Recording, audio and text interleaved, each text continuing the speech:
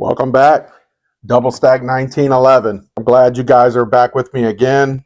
Today, I'm going to cover something that has really hit me a lot lately. I see a lot of gun tubers out there doing some very phenomenal and great reviews. And what has happened is I've bought some of those guns that are actually on those reviews, and I've had to call support for one reason or another to see what I can get with regards to getting things fixed. So one of the things I noticed that's missing from a lot of the reviews is actually what quality assurance looks like. What happens when you open up a ticket? What happens when you need a new part? What happens when, you need some kind of support for the thing that you've ordered, right? We're spending a lot of money on these things, especially if they're double stack 1911s, a lot more expensive than $500 usually. So what I'm going to do moving forward, anytime I do a gun review, I'm also going to talk about the projected service on that pistol, even if I have not had to open up a ticket or not. What I'm going to start with is 3 guns that I've actually purchased and had to have support on: Stealth Arms Platypus, Live Free Armory Apollo 11, and the Kimber 2K11. And I'm going to start from my absolutely best support, talk about what actually happened, what the support was like, and my particular view, and what it says online with regards to the support. So with regards to the first one, which is my Stealth Arms Platypus, and as you can see here, it is not loaded, safe. Have this gun, love it. It's a double stack 1911 that takes Glock mags, custom built it on the Stealth Arms Platypus website. It's really awesome. So at one point, I would be at the range.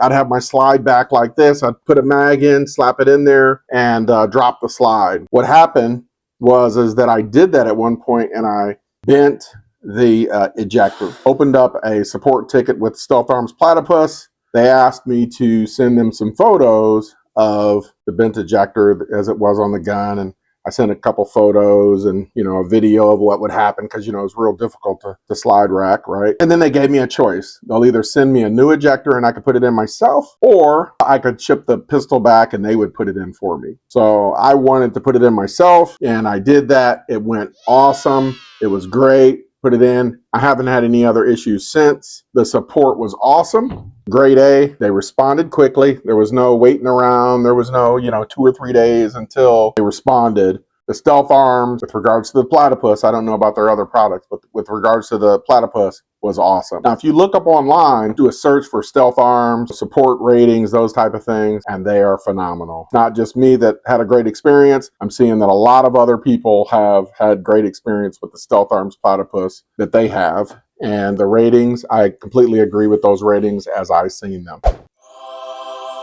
Now, the next pistol, I would say that I actually love the way this pistol looks.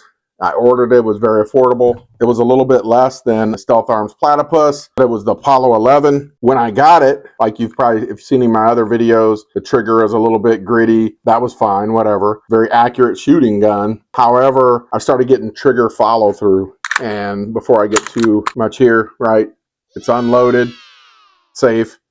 But you see how you rack the slide, the trigger's back. But what would happen is after I would rack the slide, the trigger would go into like a half cock position, or sometimes follow all the way back through. So of course you can't make the next shot. So open up a support case. I thought it was, after a little bit of research, I thought it was the sear spring. They were very slow to respond. They were not the best to respond. They took their time, went back and forth a couple times. Finally, I was like, hey, because they filed Chapter 11. It was like, how do I just go about refunding this gun? They asked me what all would I need. And I said, well, I'm not 100% sure that it's the sear spring. Probably if you just sent me a ignition kit, it would be covered in there. And then finally they sent it. That was rather a little bit late too, right? It probably took 2 or 3 days after they said they would send it before they actually sent it. And of course, a day or two for me to get it. Put it in. I just was going to replace most things, but I replaced the sear spring. The one they gave me was actually not good. The grip safety wouldn't work with that, but I happen to have a EGW sear spring that I put in there. That went really well, but actually what it was the sear. Once I replaced the sear, it was working fine. That's that. So I would say that from my perspective, their support is okay. However, it was just slow to respond. But when they did finally respond, I did get what I needed. I put it on. Absolutely no problems whatsoever.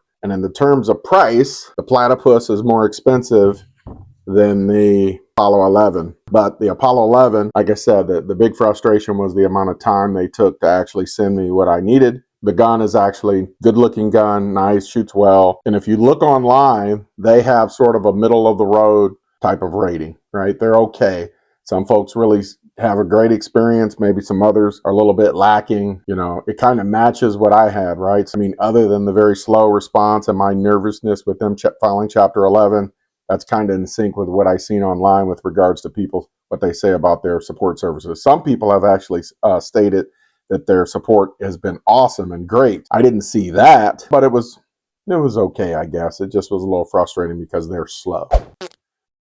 And then moving on to the last pistol I want to talk about today, Kimber 2K11 Pro, right? Not loaded, nothing in there, completely empty. This pistol is actually the most expensive out of all three pistols. I think it's the best looking. It is definitely a beautiful pistol. Shoots great. I have an optic I'm going to put on here at some point. And if you've seen some of my other videos, I opened up a support ticket. Apparently I misunderstood, thought that they were going to send me a new trigger and bow. And the answer to that is no. They're extremely slow to respond. They're not going to send me a bow and a trigger. They insist that I mail the gun back in. Of these three pistols, Stealth Arms Platypus was bought online, shipped to an FFL. Live Free Armory was bought online, shipped to an FFL. The Kimber 2K11 was actually bought from a store. So if I want to actually refund it, I have to go back to the store in which I purchased it and work with them on a refund. Kimber would not honor any refund or even starting a refund or anything like that. They just want me to send it in. Again, if you look online for their services reviews, it's mediocre to poor. And I would say that that's right in line with what I experienced. And I still need to replace this, right? All you guys can see here, rattly trigger. If you look real close, you can see the scrape paint on each side of the trigger shoe. You know, I just don't know how they charge what they charge. And one of the things I really tout is this diamond cut or whatever. It's supposed to be so smooth and pretty and last long.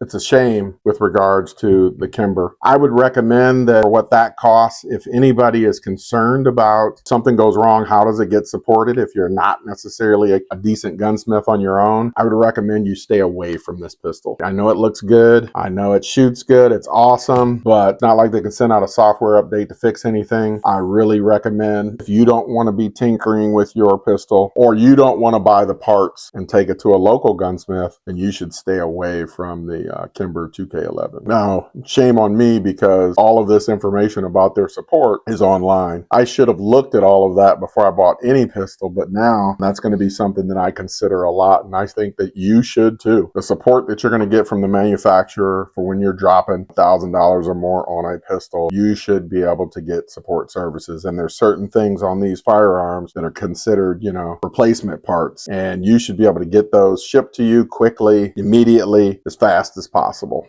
That's it.